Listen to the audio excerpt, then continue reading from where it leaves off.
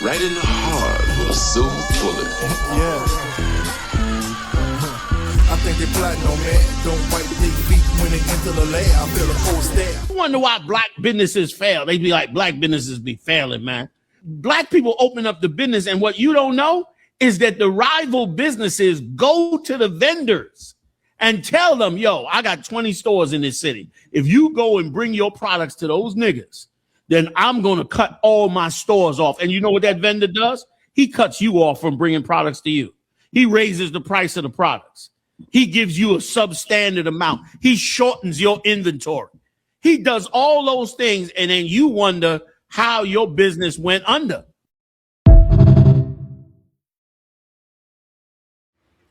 All right, what's happening? I'm going to talk about race and capitalism for this reason. Excuse me. People think, well, black people do business, right? And people think what this guy is saying sometimes, they think what this man is saying is wrong, but it's not. Recently, they had a video of a black man in a beauty supply store. And I think it was a Hispanic guy, Hispanic or Asian, walks in the store. Could have been Arab, but I think it was Hispanic Asian. He walks in the store and he's looking around the store and on the phone. And he goes up to so I'm guessing was the owner was a black man.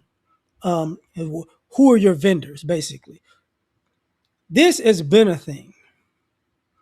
So when people talk about, black people, business, wealth, generational wealth, sometimes people skip over this part of when black people have businesses, non-black people go out of their way to sabotage those businesses.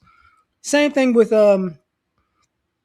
ironically, with the housing bubble and those subprime mortgages. They were predatory pretty much on black folks, quote unquote minorities, right? Because let's do this thing where, we'll give you one of those, we'll give you a loan that one day you pay 1,000, 1 month you pay 1,000, the next month you pay 5, depending on whatever fluctuates. It was all BS. But you got people in the homes to throw them under the bus. If you look at the movie The Big Short, you know what I'm talking about. So it was a way to get people to quote unquote invest, but at the same time throw them under the bus. And that was just a new thing, a new way to do what they used to do, which was, when black folks couldn't, buy homes without white people being on the actual deed or whatever, or they got to buy it first and then you buy it from them, and then they go, this week I just don't like you no more. I'm keeping the house and kicking you out. The deal is off. And it's like, bro, I followed the deal to the T. Oh, okay. I almost paid off the house. Right. Or you find another black couple that you could charge more. That type of situation. So it's a capitalism issue, kind of race and capitalism, kind of like what wound up happening with what do we call that? When say 80s, 90s, 70s, 80s, 90s, when these businesses were burned down, they would blame them on black folks, and they would collect the insurance money. But the insurance companies, okay, it was black people that did it. And it was usually, whoever owned it, burned it down, blamed black people, got the insurance money, and started over somewhere else. That's the same thing. It's not the same thing, but the same issue with redlining. You know what? We just can't have you people doing good stuff. And then what people forget about, even with redlining and what is that? What is it? The Highway Commission. When they were running through when they put the highways generally through eminent domain through black business districts, right? What they forget was a lot of black people or black folks did trades. You know, a lot of people were very handy. So the houses were nice on the outside and inside. And that was the issue. The businesses were nice on the outside and the inside because of the work put in. So getting into that concept, that's part of the reason as years went by why you don't have wood shop in high school.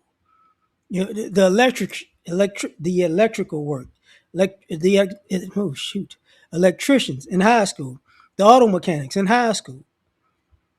A lot of the trades were in high schools. They were taking them out because, hey man, these people are doing too much. So it affected the capital part. Just like guys who got into trades, part of I hate to do that when I say it this way, part of the trades, um, even the trades, plumbers, carpenters, electricians, all of that stuff, part of that, part of the reason why we have this phrase where Hispanics and Mexicans do construction and they do great work is because there were so many black tradesmen they didn't want to pay black folks. So let me hire this guy, under the table off the books type of situation. Because once you got once you got certified, basically, this was your pay. It was built in. So it's that, you know, because those people would use that money to kind of to build other stuff and have businesses, and that was an issue. Y'all forget about, the Nation of Islam. That was the 80s. When they wanted to get into the hair care business, you know, and the quote unquote Jewish community, including the white community, was, how dare you do business? No, we can't have that. How dare you're trying to make money on products? Oh my God. Race and capitalism. When y'all saw the thing about the black farmers who, they quote unquote just got reparations, but truth be told, they screwed a lot of people. Because that was decades of, oh, you got cows? Your cows produce milk? We're not buying that black milk. Oh, you got produce? We're not buying that black produce. You get what I'm saying? We're trying to systematically put you out of business because, how dare you try to sell us, green onions, and it's the same thing, and fishermen. How you got this? But it depends on the area, though. I say that because if you're a fisherman in Louisiana, they gotta take them shrimp and crawfish.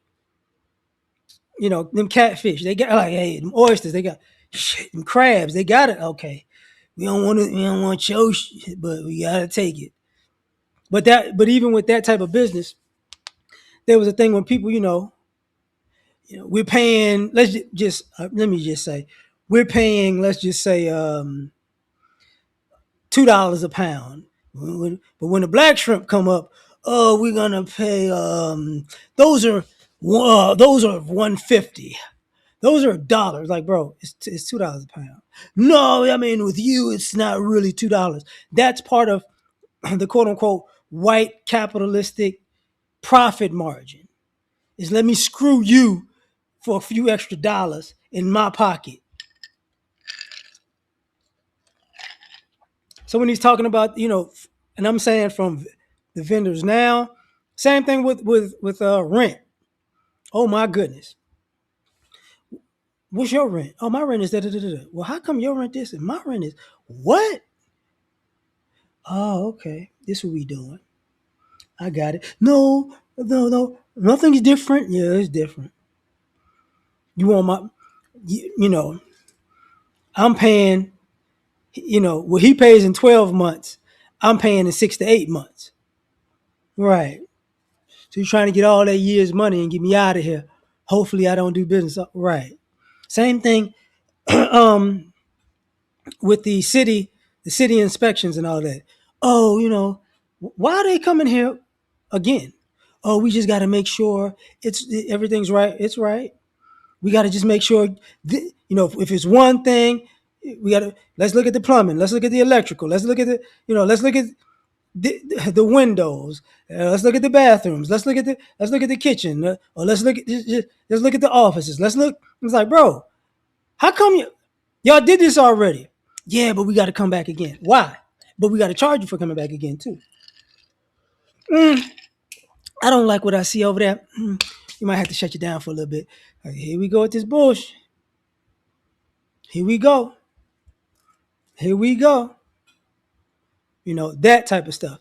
Usually, I will say restaurants, like food places, have less of an issue because, how can I say this? The rest of America don't want our black sales in their establishment, so hopefully they'll eat with their own people. That's cool with us. But when it comes to all those other businesses, craziness. Even people bought car lots and got bankrupt. Some people were successful too. Don't get it twisted. But let me sabotage this. Let's open this business. Okay, we're going to use your money and we're going to use our expertise. And then those experts torpedo the business and take off with the money. And they go, you didn't know that they were stealing? No. But my name is on it now. My name is attached to it because y'all saw me in the picture with in the boardroom table with these other fools who were stealing. You know what I'm saying? That's a thing. Who's going through that right now? I think Floyd Mayweather going through that right now. Like he said, man, dude. But that's that race and capitalism. Like, those people don't do good business. We do good business. And believing that, you get comfortable and then they stab you right in the back. And then people go, wow, how black folks don't do. I don't know. Like people don't look into the to the issue. Oh, let me take this back. And sometimes people are starting up. They're starting small, and to me that's the worst. When you just starting, you starting small, and then people see it and they go, that looks like that's going to do something positive. Let me call somebody to try to mess it up. Or somebody else sees it and does the exact same thing. They replicate what somebody else is doing and go, oh, it's this business, it's competition. No. And when you talk about calling them vendors, hey man, don't look, I'm putting in an order of such and such and such and such. Don't, if you give him that, I'll give away my business. It's like, here we go with this BS. Same issues over and over and over again. And then people go, no, it's competition. No,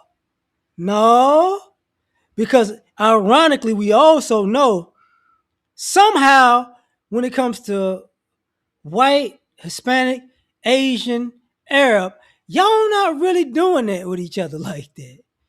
Funny how that works itself out. And how do we know this? Because we know people who are of these ethnicities in business.